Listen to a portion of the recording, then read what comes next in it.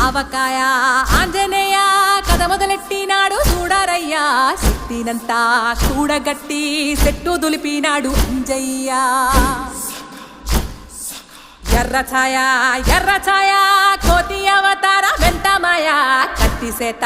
పట్టకుండా కాయ కోసినాడు కపిలయ్య